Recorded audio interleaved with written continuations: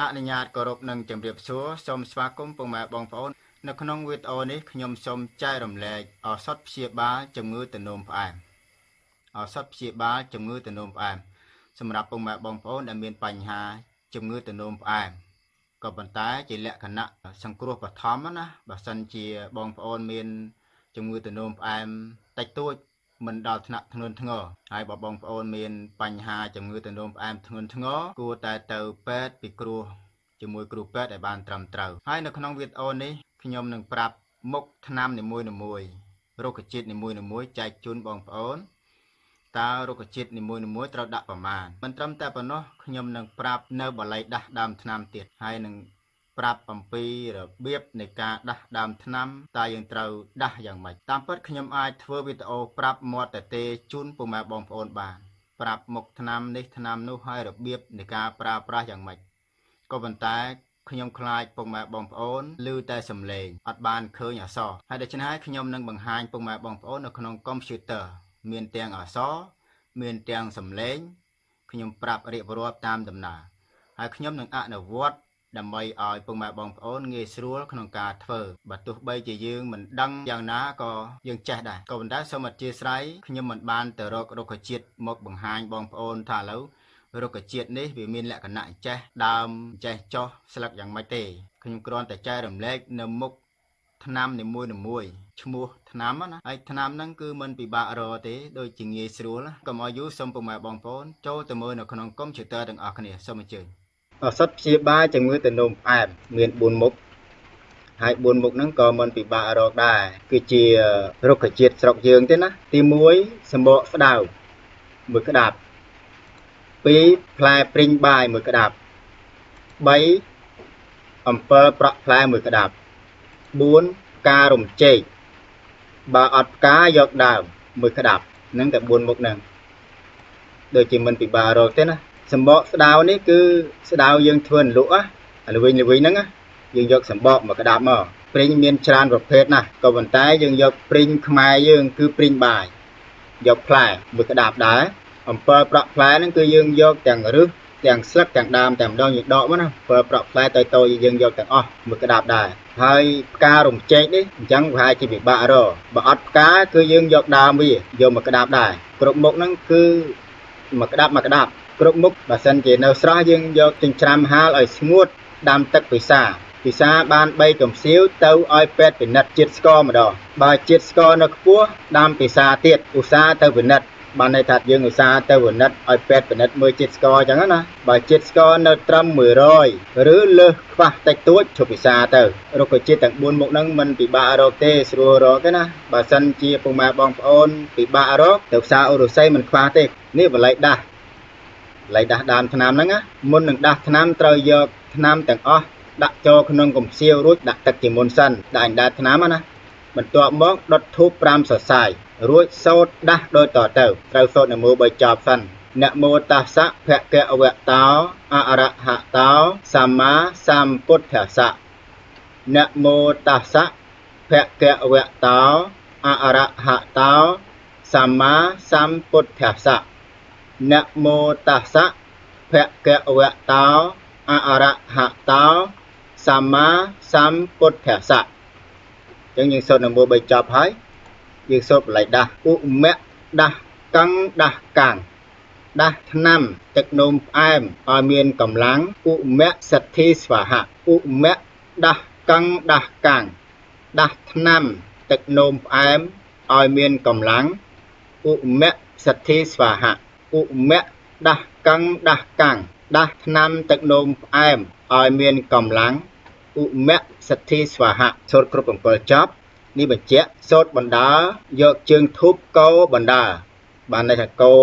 នៅក្នុងកំសៀវថ្នាំហ្នឹងយើងសូត្របណ្ដើយើងកោបណ្ដើគ្រប់7ចប់ផ្លុំចូលក្នុងកំសៀវជាការស្រេចពេលដែលយើងសូត្រហ្នឹងយើងអត់ផ្លុំទេយើងសូត្ររហូតកោរហូតគ្រប់7ចប់ហើយបានយើងផ្លុំម្ដងណាហើយយើងដាក់ដាំ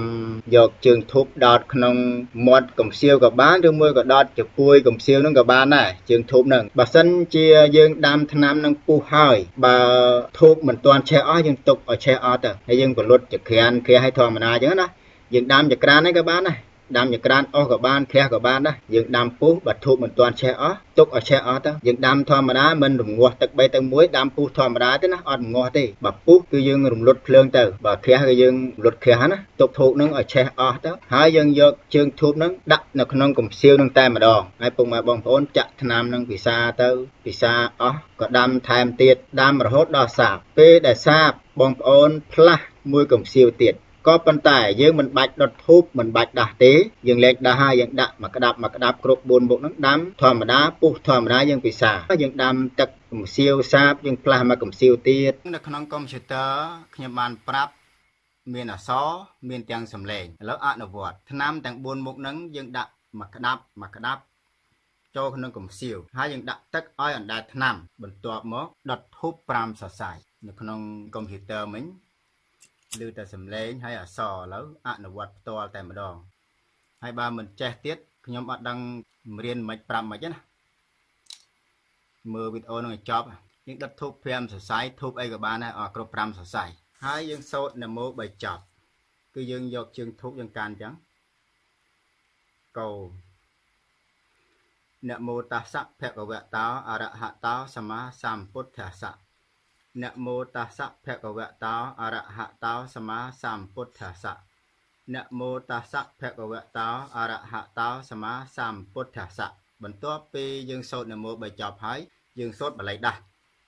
យើងសូត្រកោអញ្ចឹងណាកោអញ្ចឹងដែរឧមៈដាស់កੰដាស់កាំងដាស់ឆ្នាំទឹកនោមផ្អែមឲ្យមានកម្លាំងឧមៈសទ្ធិស្វាហៈសូបដាកោបដាគ្រប់7ចប់ផ្លុំចូលក្នុងឆ្នាំហ្នឹងសូមអធិស្ឋានខ្ញុំមិនបានសូត្រគ្រប់7ចប់ទេណាសូត្រតែមួយចប់បានហើយគ្រាន់តែឧទាហរណ៍ដែលសារតែខ្ញុំប្រាប់បានច្រើនហើយសូត្រគ្រប់7ចប់ហើយគឺយើងផ្លុំចូលក្នុងកំសៀវហ្នឹងបានមកវាអញ្ចឹងយើងក្របកំសៀវហ្នឹងមកទៅណាបានហើយកម្របយើងក្របមកហើយធូបនេះគឺយើងដោតចូលក្នុងកំពួយកំសៀវនេះក៏បានឬមួយក៏យើងដោតនៅក្របនេះក៏បាននេះដាក់ចេះដាក់មាត់សៀវហ្នឹងក៏បានដែរគាត់ដាក់មាត់សៀវវាតែតាយពិបាកអញ្ចឹងយើងដាក់កពួយនេះដាក់នេះកពួយវានេះហើយពុកម៉ែបងប្អូនដាំទឹកហ្នឹងដាំថ្នាំហ្នឹងធូបហ្នឹងយើងដាក់អញ្ចឹងយើងដាំទៅដាំជាក្រានអីក៏បានជាក្រានអស់ក៏បានជាក្រានខះក៏បានពេលដែលយើងដាំពុះមិនបាច់រងាស់ទឹក3យកទឹក1ទេណាយើងដាំពុះធម្មតាបាទទោះបីជាទឹកថ្នាំនេះដាំពុះហើយបើសិនជាដាំពុះធូបនៅគេទុកឲ្យធូនឆេះអស់ទៅនៅពេលដែលធូបឆេះអស់វានៅជើងវានេះជើងធូបនេះជើងនេះយើងយកតាណាយើងអត់យកតាណាទេជើងនេះគឺយើងយកទៅដាក់ចូលក្នុងកំសៀវថ្នាំនឹងដាក់ចូលប្លុកទៅហើយយើងពិសាធម្មតា